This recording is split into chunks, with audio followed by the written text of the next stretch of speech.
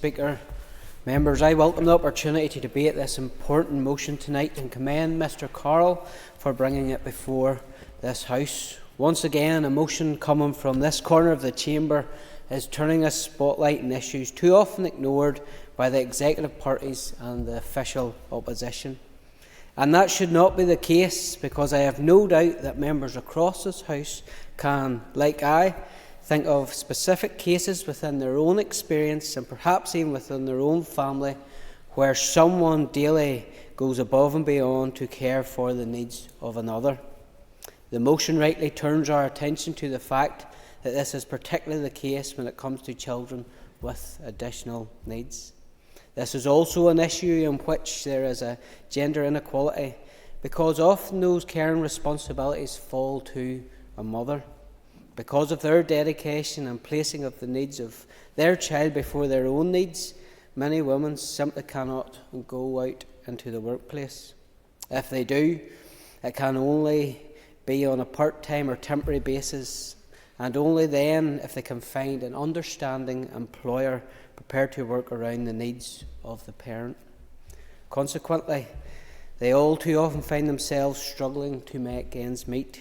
A briefing paper from Carers NI issued ahead of this debate makes sobering reading for us all to sit up and take notice of. 28% of unpaid carers in Northern Ireland are currently living in poverty, with 48,000 people in receipt of carers allowance in Northern Ireland.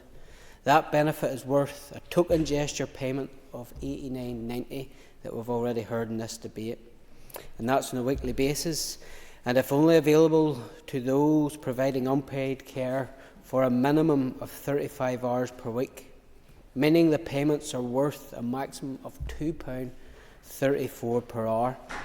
Not only that, but if one penny over £151 per week is earned by the recipient, they lose the entirety of their carers allowance payment.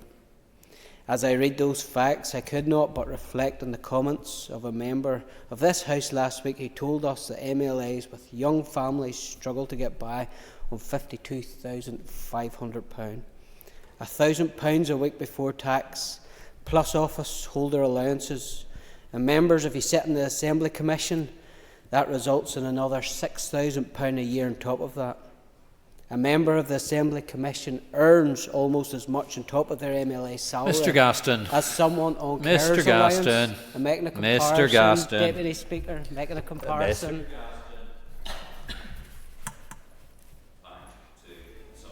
Yes. As I was saying, Deputy Speaker is making a comparison.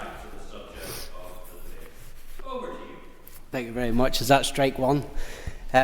So, as I was making the comparison, a member on the Assembly Commission earns as much as a carer gets in a year. My goodness, it's obscene that that's the reality. So, moving on, let's consider the situation in other parts of the UK. I note that in Scotland there is a care allowance supplement scheme. When a petition calling for a similar scheme was presented to the Communities Minister last June, he said that such a scheme would require support and funding from the Executive.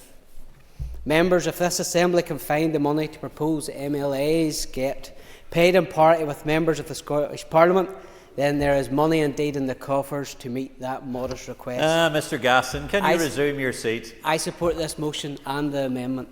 Well done. You've sat down just before I told you you were going to sit down. There we go.